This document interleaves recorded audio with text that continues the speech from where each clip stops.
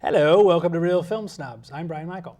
And I'm Angela Yeager. You saw a clip at the top of the show for Waiting for Superman, a new documentary that takes a harsh and often critical look at the U.S. education system and offers some examples from some educators who are in some cases in sort of the groundbreaking areas on what could be improved and what could be done better. Now, this film is getting a lot of attention. It's one of the top grossing documentaries. It's on its way to becoming one of the top grossing documentaries, and it's been climbing steadily up the charts. And a lot of it is because of the fact it's very controversial. And what I can say for the movie as a real positive aspect of it is that it gets you talking.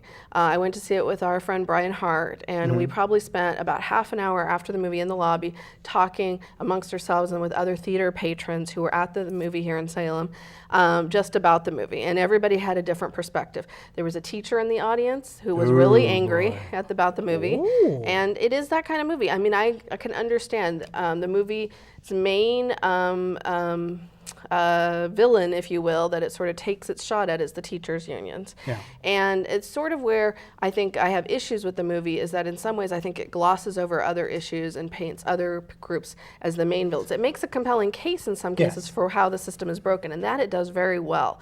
And it shows where it's broken, and I think that it's right on the research aspect of that. I think that where it glosses over is there at one point, they talk about these great charter schools that they give as examples in the film, but then they throw out a statistic somewhere in the movie that only 1 out of 9 are really successful in terms of passing kids. They don't really explore that. So, there is an awful lot given. I mean, this is definitely one you could watch a couple different times, or you buy it on DVD and watch it a few more times. And that's not necessarily always a bad thing. That's a good thing. After a certain point in time, just like in school, my brain was full. And I just enjoyed the pretty pictures. It was a great animation. But there are some really jaw-dropping moments where when they explain how certain laws are given by the federal government and it goes into the state. Right. And then the state has their own agenda. Then it goes to the districts who have their own agenda. And then it goes into the school who has their own agenda. Right. And it was just like, well, duh, yeah. I mean, that's just, once I said it, I was like, that's completely right. That's common sense. Why hasn't someone figured this out yet? So that was very eye-opening. There was some where they talked about the thing that happened in New York where they have the bad teachers and they have them, where they have take them out of the system by giving them a hearing, and the hearing takes 3 years. Purposely, they drag their feet to keep these teachers out of classrooms. Right. To keep the teachers out of the classrooms. Yeah. Wow. I mean, that's bad. In anyone's position, if you're bad at your job, you can get fired. Here they talk about some places where 10 years earned and after 2 or 3 years. That was very surprising. Right. So I mean, there's a lot. They do point a lot of fingers, and obviously it would be great if they could wrap up all the problems and say this is exactly what needs to happen in 2 hours. But you can't do that. No, so I think it's a discussion piece more than anything. It doesn't offer very many solutions, and if that's one thing people could fault it for, I could see that. Although I think a lot of its job is to just bring people aware to the problems. Exactly. Because I think there's a lot of people who live in sort of a utopia in their own heads where they think our schools are great. Or the schools, well, that's their schools over there, not the schools in our community.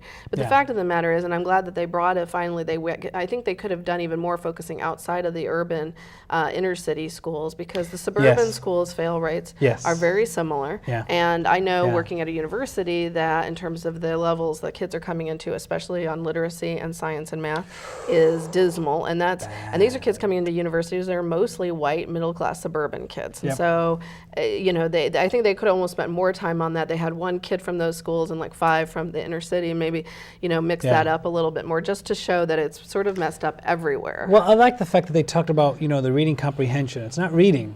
I mean, the kids can read, they're not comprehending. There's a big difference there.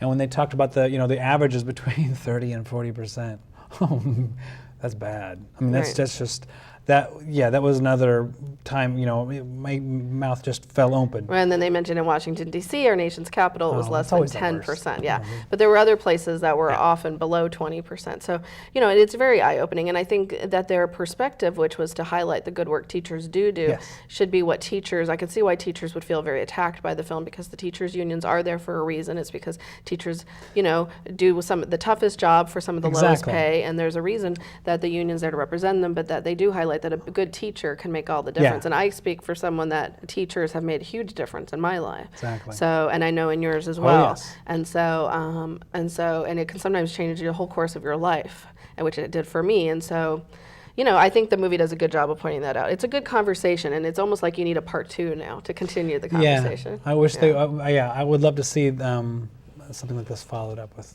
a little more. Yeah. So, but it was a big topic. I mean, you got to give them points for taking on such a huge I'd like to see more undertaking. parents in the theater. The crowd I saw it with was a little older crowd, maybe people had grandkids, but I'd like to see. I think it should be, if you have a child, I think it should be your responsibility to see the movie, to be honest.